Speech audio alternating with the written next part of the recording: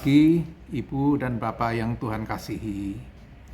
Kita jumpa lagi dalam renungan doa pagi GKI Samanhudi hari ini Selasa tanggal 29 Juli 2025. Mari kita mengawalinya dengan doa.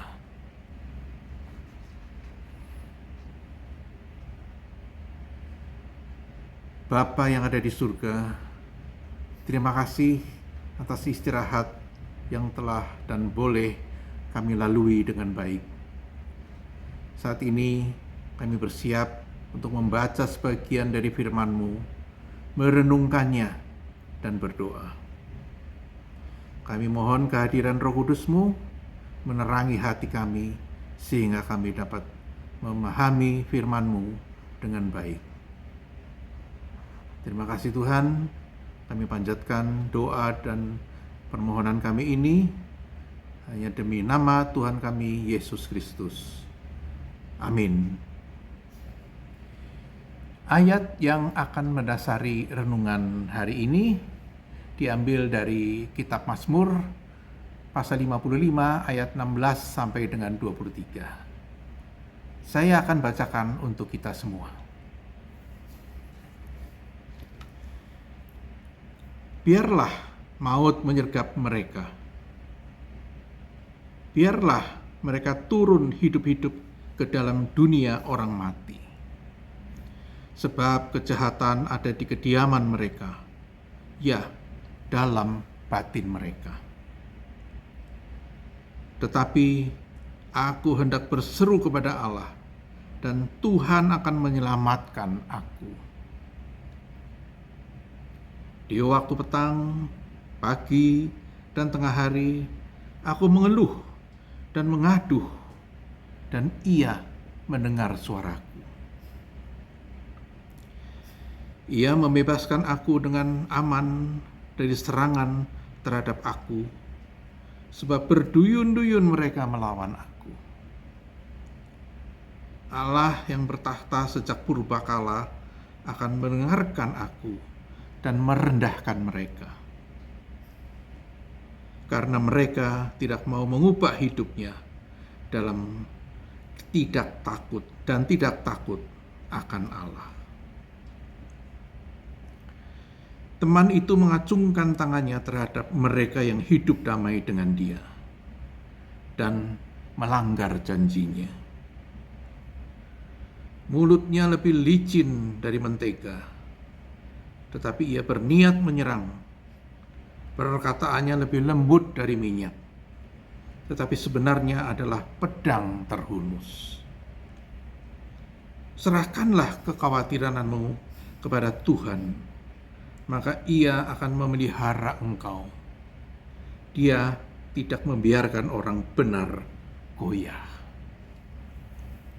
Demikian ayat yang mendasari renungan kita pada pagi hari ini.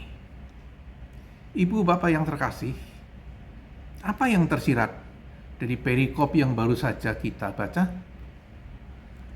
Tak lain adalah pemazmur yang galau dan goyah imannya, yang merasa terancam hidupnya, tetapi sekaligus juga penuh pengharapan. Perikop ini diawali dengan seruan kepada Tuhan untuk mendengarkan dan menjawab doa.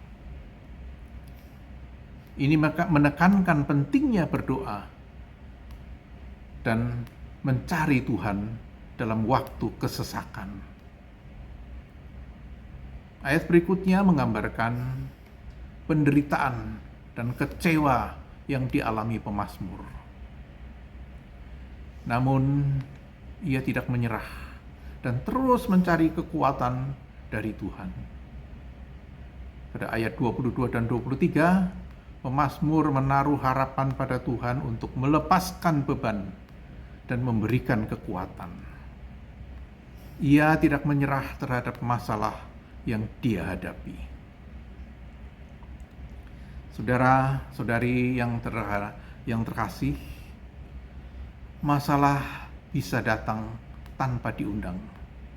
Kadang seperti badai mengguncang hidup kita.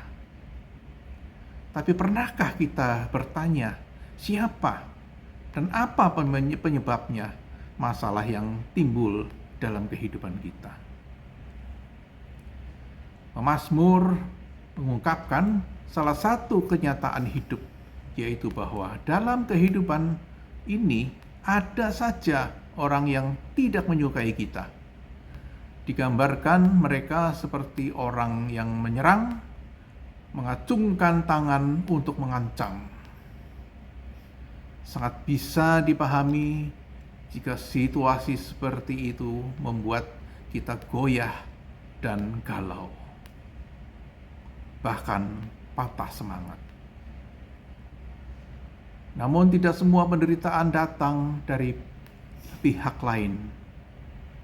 Penyebabnya banyak juga dan dari kesalahan kita sendiri. Misalnya, kita salah mengambil keputusan, sembrono, tidak mau mendengarkan nasihat atau pendapat dan kritik orang lain. Dan lebih parahnya lagi, kita sering tidak peka mendengar suara Tuhan. Banyak yang berpendapat bahwa ini cobaan dari Tuhan. Bahkan berkata, mungkin Tuhan sedang menghajar kita lewat cobaan, lewat kegagalan serta sakit penyakit. Ingatlah, saudara-saudara, bahwa pernyataan itu semuanya tidak benar. Firman Tuhan dalam Yakobus pasal 1 ayat 13 jelas berkata, apabila seorang dicobai, janganlah ia berkata, aku sedang dicobai oleh Allah. Sebab Allah tidak dapat dicobai oleh yang jahat, dan ia tidak akan mencobai siapapun. Tuhan bukan sumber masalah. Dia sumber pertolongan. Tuhan mengajar kita lewat firman-Nya, bukan lewat kecelakaan atau penyakit. Jadi apakah yang harus kita lakukan saat kita menghadapi cobaan? Jawabnya adalah, jangan menjauh dari Tuhan. Pada saat kita tertekan, justru itulah waktunya kita lebih mendekat. Kita perlu tuntunan dan hikmat darinya untuk menyelesaikan masalah kita. Tetaplah berdiri di atas firman. Jangan biarkan penderitaan dan cobaan sampai mengguncang keyakinan kita. Karena firman itu adalah Tuhan sendiri yang kekal dan pasti. Sadar bahwa kita sudah dibekali dengan semua yang kita butuhkan. Dengarkan janji ini seperti yang tertulis dalam 2 Petrus pasal 1 ayat 3 dan 4. Kuasa ilahi telah menganugerahkan kepada kita segala sesuatu yang berguna untuk hidup yang saleh, oleh pengenalan kita akan Dia yang telah memanggil kita untuk kemuliaan dan kebaikan-Nya. Dengan jalan itu, Ia telah menganugerahkan kepada kita janji-janji yang berharga dan sangat besar, supaya olehnya kamu boleh mengambil bagian dalam kodrat ilahi dan luput dari kebinasaan dalam dunia akibat hawa nafsu. Lalu bagaimana tindakan kita untuk terhindar dari cobaan? Dengarkanlah ayat 10 dari 2 Petrus 1 yang mengatakan, karena itu saudara-saudara, berusahalah sungguh-sungguh supaya panggilan dan keterpilihanmu makin teguh. Sebab jikalau kamu melakukannya kamu tidak akan pernah tersandung. Berpeganglah terus kepada firman Tuhan, karena ketika firman hidup di hati kita dan kita melakukannya dengan sungguh-sungguh, kita akan tetap berdiri bahkan ketika badai menerpa. Selama kita tetap tinggal dalam Tuhan, kita akan dekat dengan Tuhan. Kita tidak perlu tersandung. Kita tetap bisa berdiri teguh karena kita tidak sendirian. Kita bersama Dia dan firman-Nya hidup di dalam kita. Pergumulan hidup akan tetap kita rasakan, sekalipun kita telah percaya dan menerima Allah dalam hidup kita. Hal tersebut bukan berarti bahwa Tuhan tidak menyukai kita atau bahkan meninggalkan kita. Allah ingin kita setia dalam kesetiaan. Itulah Allah tidak akan meninggalkan umat-Nya tersandung dan jatuh, melainkan senantiasa menopang hidup umat-Nya dan memberikan jalan keselamatan. Amin. Mari kita berdoa. Bapa di dalam Kristus Yesus, terima kasih kami boleh belajar dan merenungkan sebagian dari firman-Mu.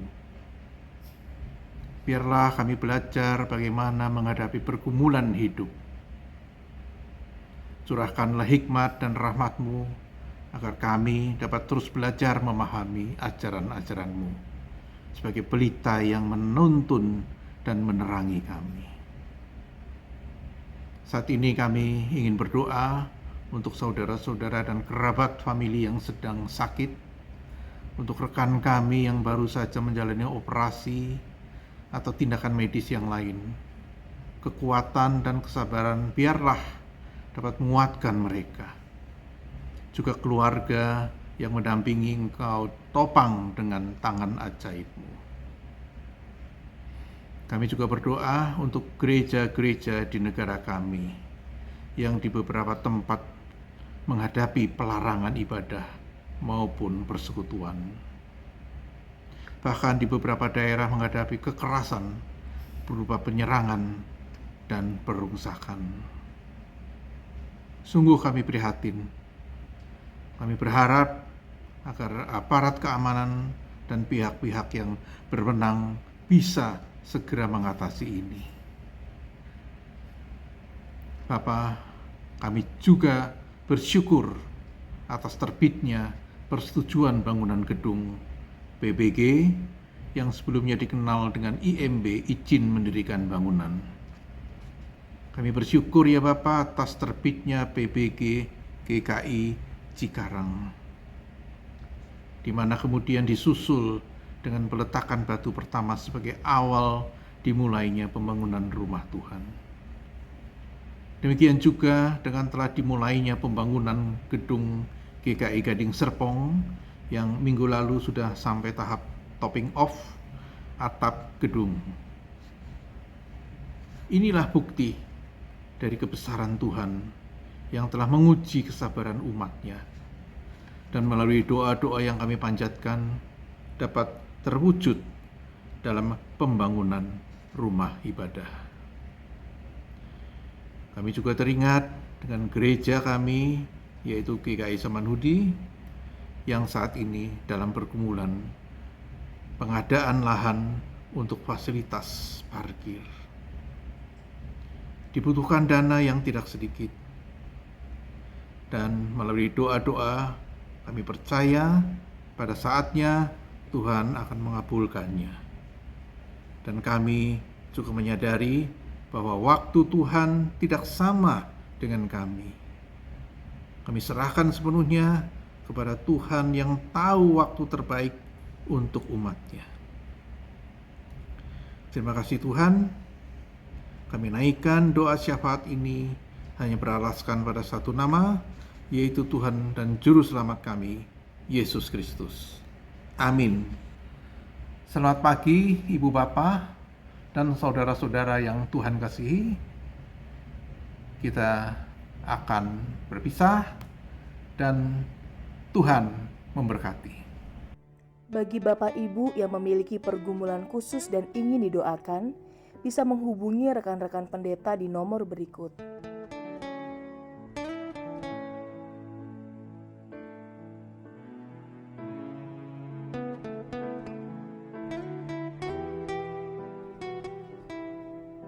Tuhan Yesus memberkati.